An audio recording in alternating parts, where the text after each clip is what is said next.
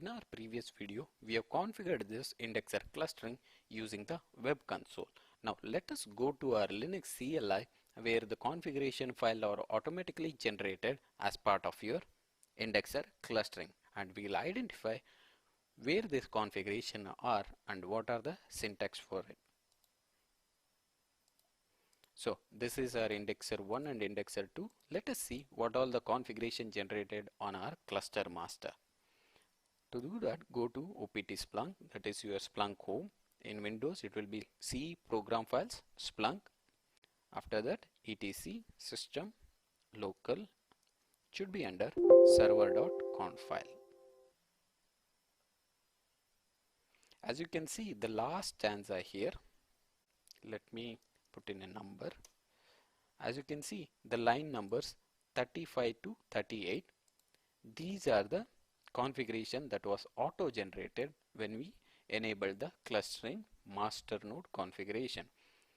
So it has generated 4 lines, that is under clustering stanza it has given it a name that we have provided in the Splunk web single site cluster, and the mode which it is operating is the cluster master.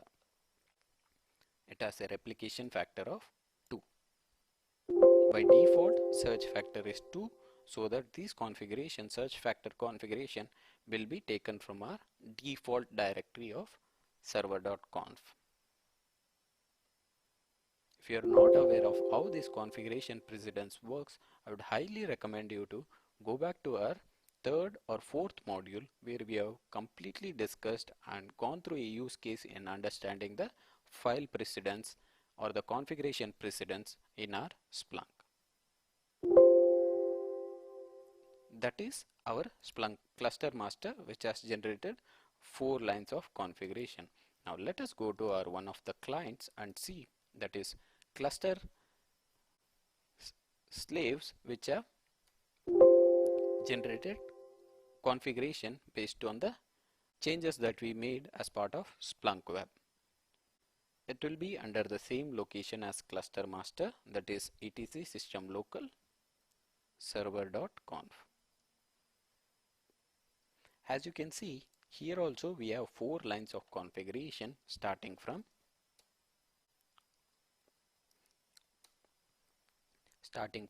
line number 26 to 30. That is, there is a configuration of adding a replication port so that the Splunk application listens on this port for the copy of data that has been received from other Splunk indexer cluster members, so that it can store a copy of data here. Similarly, we have clustering stanza where it is pointing to the master node and the management port, and it also specifies this mode as slave, so that this is the indexer that holds some of the copies in our cluster. The same configuration will be generated as part of our other indexer also. As you can see, we have the similar or identical configuration that has been generated on our indexer 1. So this confirms we have successfully configured our indexer cluster.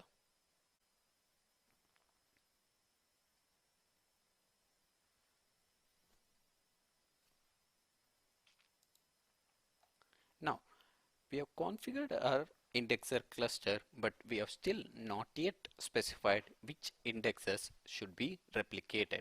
As of now, we have 2 indexes that are underscore audit and underscore internal. Let us make sure these 2 indexes are replicated. In order to do that, there is a configuration known as replication set for each indexers. If you go to one of the cluster peers, you will be able to see etc system default indexes.conf. There will be a replication